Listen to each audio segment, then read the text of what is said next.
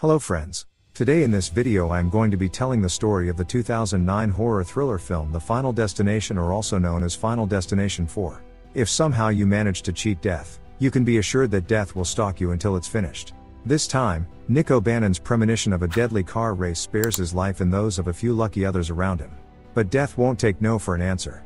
And the visions keep coming in horrifying as one by one the crash survivors die in ever more gruesome ways. Now, Nick must figure out how to cheat death once and for all before he too reaches the final destination. Want to find out if Nick is able to get out of this one alive or if the Grim Reaper will once again win? Stick around to find out because spoilers ahead. Watch out and take care. The story begins at a racetrack where we meet our main character of the story, Nick, who is there with his girlfriend, Lori, his best friend, Hunt, and Hunt's beautiful girlfriend Janet. They are double dating to the racetrack, which is just so dang romantic, isn't it? Hunt admits to the others that the only reason he decided to come was so he could see a crash, and that's the best part of going to the racetrack. Nick meets a few people that are sitting behind him and even sees a mother putting tampons in her kids' ears to help with the noise reduction. Bolts start coming loose on the racetrack and we can tell death is near, and Nick can feel something ominous is about to take place. He looks very distressed, but he is the only one and no one else is feeling what he is feeling. A race car on the track loses its traction and a tire falls off of the car and into the stands, killing a few people. This causes everyone to freak out and start storming out of the race stadium as fast as possible. Nick and his friends try rushing out of the building, but they don't make it out in time and they all die. Nick then wakes up and notices that he is still alive and that he just had a premonition of what is about to take place. He tells the others they need to go because there is going to be an accident and they will die if they don't leave. Their whole section starts getting into it with Nick because he is ruining the show, and they all follow him outside of the stadium to talk it out with their fists, and once they get outside, the crash happens and everyone else inside dies just like Nick said. The people that made it out of the stadium that died in the vision were Nick, Hunt, Lori, Janet, George the security guard, the hot MILF, the redneck racist, and then the mechanic and his girlfriend. As they are freaking out, a tire flies out of nowhere and kills the mechanic's girlfriend right in front of everyone else. Also, the racist's wife was still inside the stadium, so he just lost his other half, but he is a tool anyway, so I don't feel bad for him. Nick, Hunt, Lori and Janet head to a cafe to talk with each other a bit more about what just happened, and they are deciding whether or not they should go to the memorial that the Speedway is hosting the following day, as half of them want to go and the other half not. Hunt tells them they are the lucky ones and he's not going to feel bad that they got to live and some others had to die. He's a real charmer. Nick and Lori decide to go to the memorial, and as they are there, some others come up to them and ask Nick how he knew that was going to happen, and he tells them he has no idea. George comes up to introduce himself to Nick, as George was the security guard that escorted them out of the building, and he thanks Nick for saving his life. The redneck racist then comes up and tells George that he killed his wife pretty much because the security guard wouldn't let him go back into the stadium to save his wife, and he calls him hateful words and he is just not a very nice guy. He blames George for his wife dying for some weird reason and tells him that his time is coming. Later that night, the redneck gets really drunk and he decides to follow George home, and he wants to take him out as he thinks George did to his wife. The redneck gets out of his truck as he wants to put a burning cross in George's yard because he is not a nice person, but then his truck starts leaking gas and he slips on it and gets his legs tangled up in the truck cable, and since he had a lighter on him he was going to use, the gas leak catches fire and blows up him and the truck to pieces. The next morning, Nick and Lori see that the redneck died on the news, and Nick tells Lori that he had a weird dream where he saw the man dying and that it felt real, and since it came true, he wonders if he can predict others that are going to die with his visions. Later that day, we are following the hot MILF and she is going to get her hair done, so this should be an interesting way for death to get even with her. There are a ton of things that could go wrong, including a ceiling fan that looks like it could drop at any time. Her sons run in the salon and then out of nowhere the ceiling fan drops, but luckily it doesn't hurt anybody. After she pays the front desk assistant, as she is walking out, a man is mowing across the street and he goes over a pebble that flies out and goes through her eyeball, killing her. Nick and Lori meet with Hunt and Janet to tell them that they think Nick is seeing how everyone is going to die in the order by his visions. Janet and Hunt don't really believe a word they are saying and tell them to stop believing in urban legends and to get back to living their lives like normal. Nick and Lori then head to the racetrack in hopes that it will help him remember the order in which they all died, and if they figure that out, Nick will be able to tell with his visions who will die next. Nick has been seeing visions on how the next person dies, he just doesn't completely know who it is.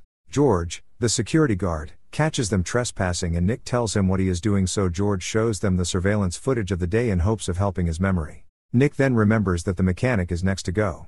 They go meet the mechanic at his auto garage and tell him that they think he will be next, and the mechanic says if it happens, and that's just how life is. Right on cue, something goes wrong in the garage and an air tank comes flying out and smashes the mechanic in two against the fence, killing him.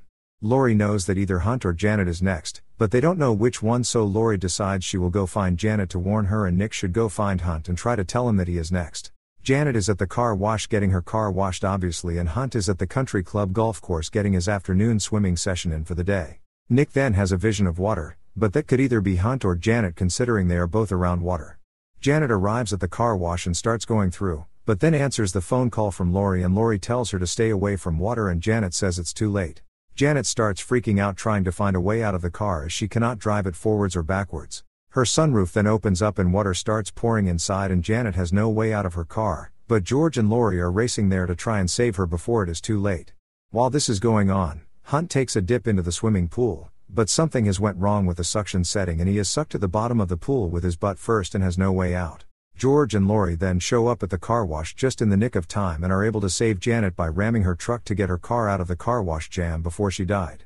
Hunt doesn't get as lucky as he is killed by the swimming pool and had his guts suctioned through the pool pump. Nick, Lori and George all think that George is next, and after George, it is Lori's turn and they are starting to freak out a little bit. George has pretty much accepted his death at this point, and later that night, he tries taking himself out, but when Nick and Lori get to his house, he is still alive. George tells them that he has been trying to end his life all night long, but it just won't happen for some reason. They all come to the conclusion that maybe it is all ended and death isn't coming for them anymore, and they have a toast together. Jump a week later and they think everything is all good, but then Nick notices a news segment on the TV and it says that a survivor from the Speedway accident is still alive in the hospital, and Nick believes this guy is really next and that's why death hasn't come for them yet. It's not their turn. At this hospital, the man is lying in his bed in his room unable to move, and there is water leaking from the room above him. The ceiling then caves and a bathtub lands on the man, killing him. Nick and George are walking outside and George says that he should be next now, and right on cue, a bus runs him over in the middle of the road. Only survivors left are Nick, Lori, and Janet. Janet and Lori are together at the mall and movies having a girls' day, and they still don't know about George dying as Nick hasn't gotten a hold of them yet. Nick knows the theater that they will be at, so he races there hoping to tell them and save their lives in time before death strikes. As Lori and Janet sit down in their theater, there is a fire that starts behind the screen that no one else can see yet. Lori starts feeling like something bad is about to happen and she wants to get out of there, but Janet just tells her to calm down. Nick then runs into the theater and tells them they need to leave, and Lori complies, but Janet tells them she is done with their little game, and as Nick and Lori run out of the theater, the projector screens blow up from the gas leak and kills Janet right then and there. Bet she wishes she would have listened to them. More explosions are set off and everyone starts dashing out of the mall. But unfortunately Lori is able to make it out because an escalator collapses and smashes her body in two with Nick hanging on. Nick starts worrying that he is next, and then all of a sudden he wakes back up and it was all just another premonition, and Lori and Janet are still in the theater seeing their movie. Fake out number 2. Nick arrives to the theater for real this time and he sees the fire happening behind the theater and tries his best to put it out before any of the explosions actually take place and kill anyone.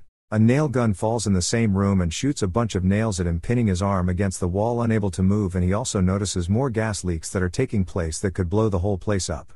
Right before the fire hits the gas, Nick is able to turn the emergency sprinklers on throughout the building, putting the fire out before anyone dies, and he saves hundreds of lives. Death not going to be happy about that.